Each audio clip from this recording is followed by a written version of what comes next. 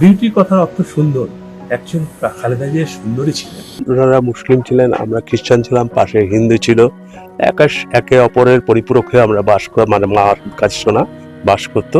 আমাদের মার কোলে মানুষ আসে। মাঝে মাঝে বাংলাদেশ থেকে যখন কোনো তার আত্মীয় স্বজনরা আসে, খালেদা জিয়ার যে ভিটে বাড়িটা তারা দেখে যায় এবং প্রণাম করে যায়।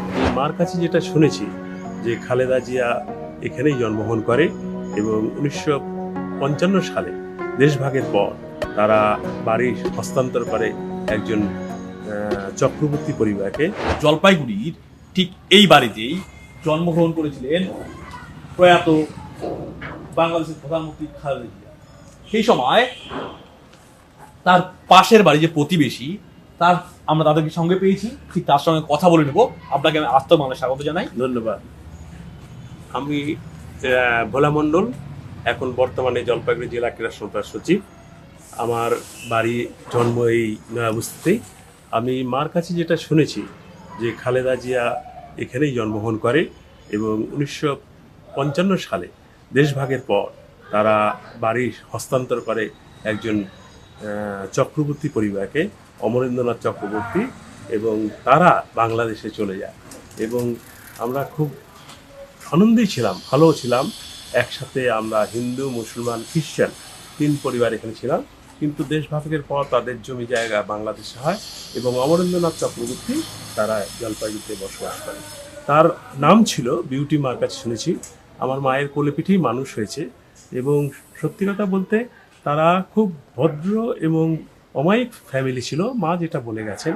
এবং এখন বর্তমানে মাঝে মাঝে বাংলাদেশ থেকে যখন কোনো তার আত্মীয় স্বজনরা আসে, খালেদা জিয়ার যে ভিটে বাড়িটা তারা দেখে যায় এবং প্রণাম করে যায়।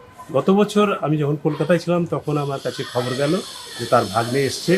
ভাগনা এসে এই বাড়ি দেখছে এবং আমার বাড়িতে বসে সমস্ত খবর টবর নিয়ে চা জল খাবার খেয়ে তারপরে যায়। তারা খুব সুন্দরভাবে আসে এবং মনে করে যে খালেদা জিয়ার যে ভিটে বাড়ি সেটা আমরা দর্শন করে যাই। তারা উঠলে এবং রাহমান হাউজে ওঠে এবং অন্য হোটেলেও উঠে তারা দেখা করে। তা এটা খুব বেদনাদায়ক, একজন মানুষের মৃত্যু আমার কাছে খুব বেদনাদায়ক। এবং আমি মানে খালেদা এক্স প্রধানমন্ত্রী খালেদা জিয়ার মৃত্যুতে আমি শোকাহত। বড় হওয়া নিয়ে কোনো গল্প শুনেছেন? না, মার কাছে শুনেছি যে মার কোলে পিঠেই মানুষ হতো এবং দেখতে খুব সুন্দর ছিল মা বলতো। এবং তারা যে আমাদের প্রতিবেশী ছিল, প্রতিবেশীর যেহেতু সুলভ যে ব্যবহার সেটা মা আশা করে পেয়েছে।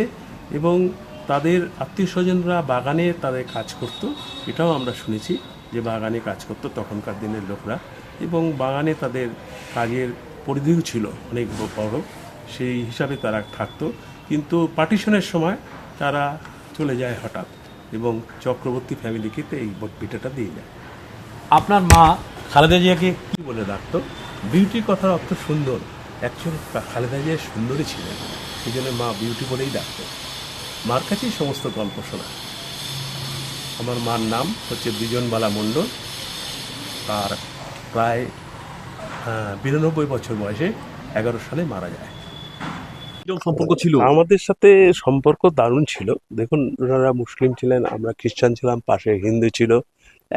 একে অপরের পরিপূরক হয়ে আমরা মানে মার কাছে শোনা বাস করতো এবং খুব ভালো পরিবার ছিল তারা।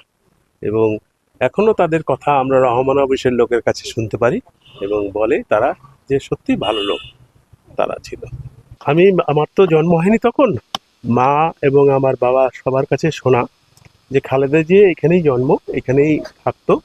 এবং তারা যখন পার্টিশন হয় তখন হঠাৎ তারা এখান থেকে চলে যায় বাংলাদেশে।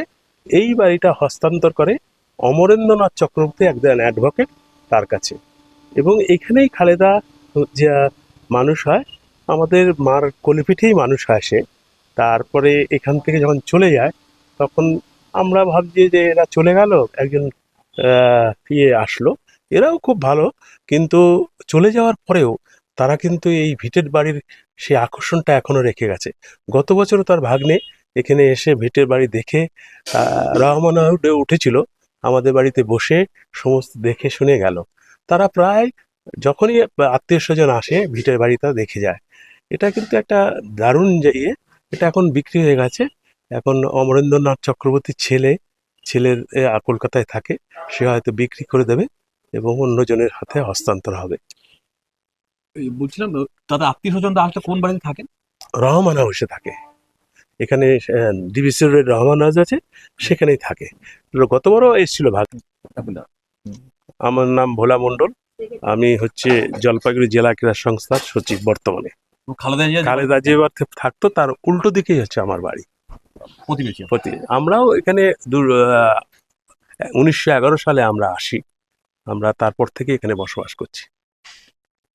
তাদের এই পারিবারিক সম্পর্কের কথা আজ তক বাংলায় স্বীকার করেছেন। সেই সময় খালেদা জিয়াদের ভাই বোনদের কথাও তিনি শেয়ার করলেন। খালেদা জিয়া পড়াশোনা করেছেন এই জলপাইগুড়ি জেলার সুনীতিবালা স্কুলে, সেই স্কুলেও আমরা পরিদর্শন করে এসেছি। খালেদা জিয়ার ঠিক পার্শ্ববর্তী বাড়ি, প্রতিবেশী বাড়ির লোকজনের সঙ্গে আমরা কথা বললাম। ভোলা মণ্ডল আমাদের জানালেন তার মায়ের কাছে শুনেছেন খালেদা জিয়ার সেই সৌন্দর্যের কথা, তার ব্যবহার, তাদের পরিবারের ব্যবহার খুব সুন্দর ছিল। একটি মুসলিম পরিবার, একটি খ্রিস্টান পরিবার, হিন্দু পরিবার, তিনটে পরিবার মিলেমিশে থাকতেন এই ওয়ার্ডে।